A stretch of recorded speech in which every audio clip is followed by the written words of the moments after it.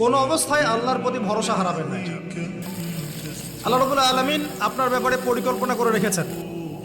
আপনার মনের মধ্যে যদি সততা থাকে, অনেস্ট একটা মন থাকে, ইনশাআল্লাহ আপনি দুনিয়াতেও সফল হবেন, পরকালেও সফল হবেন।